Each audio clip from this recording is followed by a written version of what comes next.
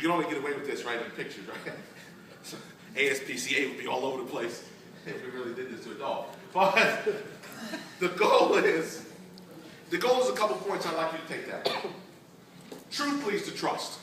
So we've been taught, and I get it, Jackie Cooper, Jim, a lot of guys, Ziegler, both of them, Zig too. We've been taught this like, respect. Matt talked about it yesterday. We've been talked about this like, respect, trust stuff. And that's great. But see, I want to introduce something new there. I want to introduce the idea of obligation.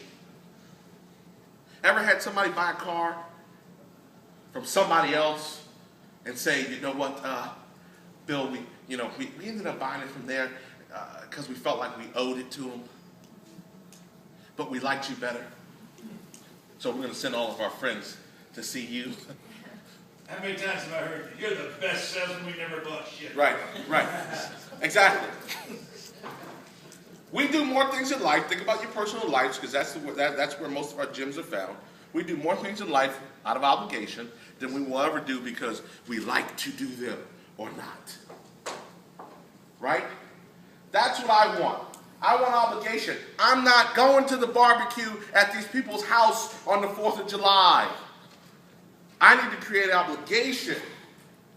That trumps it. Because people do it every day.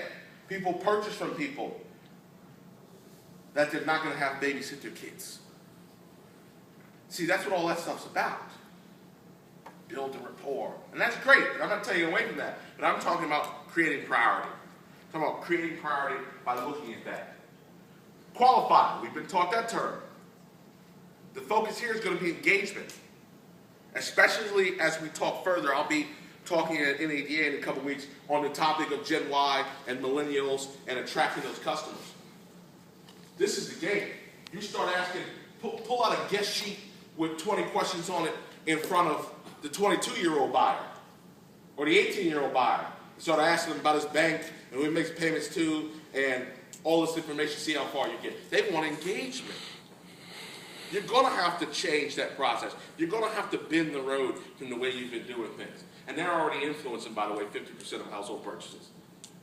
So I know we're still teaching, if there's a husband and wife, focus on the wife. But if there's a husband, a wife, and a teenager, make sure you split your time in thirds. Because they'll kill a deal faster than any payment or any other dealer's quote will in a minute. So we want to keep focused on that. And we talk about it. Don't waste your time, and empathy trumps rapport. Think about that for a second. Whatever their problem is, right or wrong, whatever they believe, right or wrong, is still genuine to them. See, in our world, we've been taught this objection rebuttal theory. They say an objection, you need to have a rebuttal.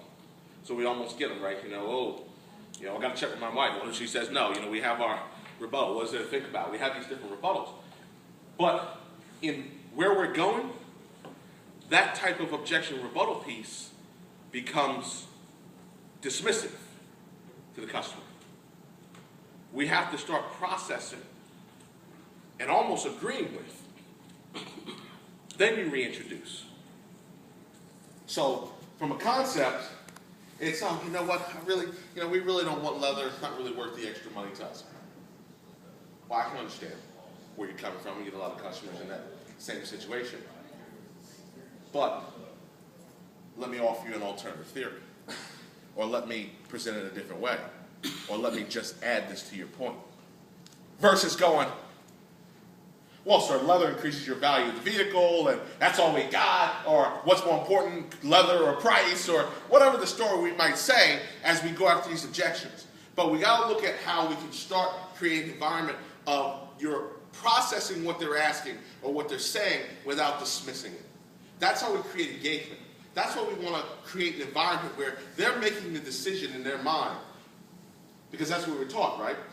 All my veterans in here, first thing I was taught in the car business was Colombo To Step. Anybody know that one? Who knows the Colombo To Step in here? Nobody knows the Colombo To Step. Jim, you know the Colombo To Step. Yeah, I do. So Yes, I do. Colombo To Step, we know who Colombo is, right? At least. One more thing. Yeah. Just one more thing. Oh, right, exactly. So Colombo's two steps. So what was Colombo's deal, right? He'd be with a group of people, and he'd say, you know what, okay, your name, sir? Earl. Earl, he'd say, Earl, so you didn't kill Mary, right? No, didn't kill Mary. Okay, I appreciate that. Then he'd take his two steps. And go, well, why are you on camera right here killing Mary? Right, and that would be the show. So the old Colombo two-step was, you go to the lot, go out to a guy, he says, you say, can I help you? They say, just what? Just looking. You want to defuse the situation because they're already tight. So you Colombo two-step. You just walk away, two steps. Their resistance drops because they think they've got you off your back. And you just turn back and go, well, just so you know, our new car inventory is over here. We've got some used car vehicles.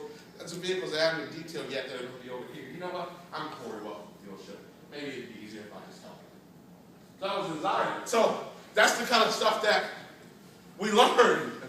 That was the first thing out of the gate that we learned from a technique in. That's not empathetic.